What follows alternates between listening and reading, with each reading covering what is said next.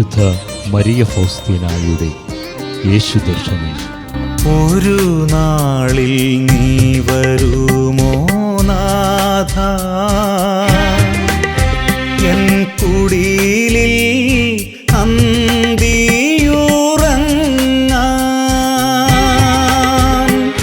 ത്യജിക്കാമെല്ലാം നിനക്കായി നാഥ, വഹിക്കാം നിൻ ക്രൂശതും. അന്ധകാരവും പ്രലോഭനങ്ങളും. എൻ്റെ മനസ്സ് പ്രത്യേകമായ വിധത്തിൽ പ്രകാശമറ്റതായി. ഒരു സത്യവും എനിക്ക് വ്യക്തമല്ലായിരുന്നു.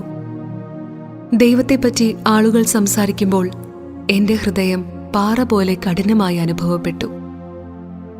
അവിടത്തോടുള്ള സ്നേഹത്തിൻ്റെ ഒരു കണിക പോലും അത് എന്നിൽ ഉളവാക്കിയില്ല. അവിടത്തോട് അടുക്കാൻ ബലം പിടിച്ച് പരിശ്രമിച്ചു. എന്നാൽ ഞാൻ വളരെ വലിയ പീഡ അനുഭവിച്ചു. കർത്താവിനെ പ്രകോപിപ്പിച്ച് കൂടുതൽ ദേഷ്യപ്പെടുത്തുന്നതായി എനിക്ക് തോന്നി. പണ്ട് ധ്യാനിച്ചിരുന്നതുപോലെ ധ്യാനിക്കാൻ എനിക്കൊട്ടും തന്നെ സാധിച്ചിരുന്നില്ല. ഒരു വലിയ ശൂന്യത എൻ്റെ ആത്മാവിൽ അനുഭവപ്പെട്ടു. ഒന്നുകൊണ്ടും ആ ശൂന്യത നികത്താൻ എനിക്ക് സാധിച്ചില്ല. ദൈവത്തിനു വേണ്ടിയുള്ള വലിയ ദാഹവും അഭിവാഞ്ചയും എനിക്ക് അനുഭവപ്പെട്ടു. എന്നാൽ ഞാൻ തീർത്തും ബലഹീനയാണെന്ന് മനസ്സിലാക്കി. സാവധാനം വരിവരിയായി വായിച്ച് ധ്യാനിക്കാൻ ഞാൻ ശ്രമിച്ചു. എന്നാൽ അതും പരാജയപ്പെട്ടു. ഞാൻ വായിച്ചതൊന്നും എനിക്ക് മനസ്സിലായില്ല. എന്റെ ദുരിതങ്ങളുടെ ഗർത്തം എപ്പോഴും എന്റെ കൺമുമ്പിലുണ്ടായിരുന്നു.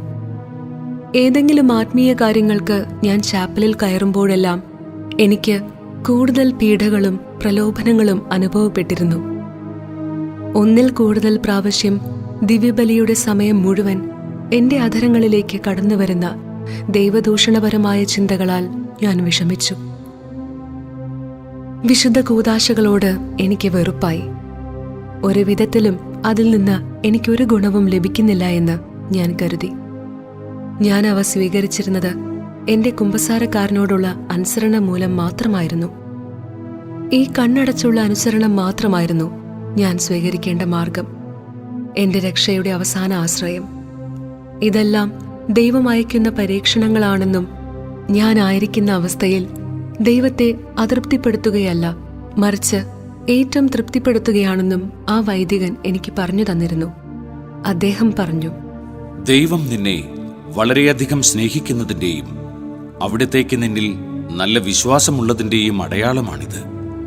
അതുകൊണ്ടാണ് ഇപ്രകാരമുള്ള പരീക്ഷണങ്ങൾ അവിടുന്ന് നിനക്കയക്കുന്നത്. എന്നാൽ ഈ വാക്കുകൾക്കൊന്നും എന്നെ സമാധാനിപ്പിക്കാൻ കഴിഞ്ഞില്ല.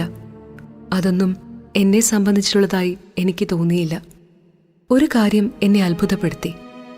ഞാൻ വളരെയധികം വിഷമിക്കുമ്പോൾ, ഞാൻ കുമ്പസാരക്കൂടിനെ സമീപിക്കുമ്പോൾ പെട്ടെന്ന് ഈ പീഡകൾ എന്നെ വിട്ടുപോകുകയും കുമ്പസാരക്കൂട്ടിൽ നിന്ന് മടങ്ങുമ്പോൾ വീണ്ടും അവ കൂടുതൽ ഭീകരതയോടെ എന്നെ ഗ്രസിക്കുകയും ചെയ്തിരുന്നു.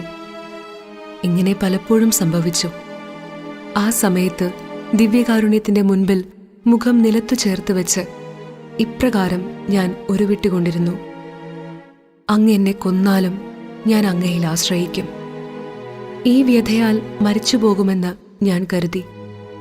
ദൈവം എന്നെ കൈവിട്ടുവെന്ന ചിന്തയാണ് എന്നെ ഏറ്റവും അധികം പീഡിപ്പിച്ചിരുന്നത്. മറ്റു പല ചിന്തകളും എന്റെ മനസ്സിലേക്ക് കടന്നു വന്നു. എന്തിന് പുണ്യപ്രാപ്തിക്കായി പരിശ്രമിക്കണം? നന്മ പ്രവൃത്തികൾ ചെയ്യണം? എന്തിന് പരിത്യാഗം ചെയ്ത് സ്വയം നശിക്കണം? വ്രതങ്ങൾ എടുത്തതുകൊണ്ട് എന്തു ഗുണം? പ്രാർത്ഥിച്ചതുകൊണ്ട് എന്തു ഫലം? ബലിയായതുകൊണ്ടും സ്വയം എളിമപ്പെടുത്തുന്നതുകൊണ്ടും എന്തു പ്രയോജനം? എന്തിന് എല്ലാ സമയത്തും എന്നെ തന്നെ ബലിയാക്കണം? ദൈവം എന്നെ കൈവിട്ടിരിക്കുന്നതിനാൽ എന്തു പ്രയോജനം? എന്തിനീ പരിശ്രമങ്ങളെല്ലാം? എന്റെ ഹൃദയത്തിൽ എന്തെല്ലാമാണ് നടന്നുകൊണ്ടിരുന്നതെന്ന് ദൈവം മാത്രമേ അറിഞ്ഞിരുന്നുള്ളൂ.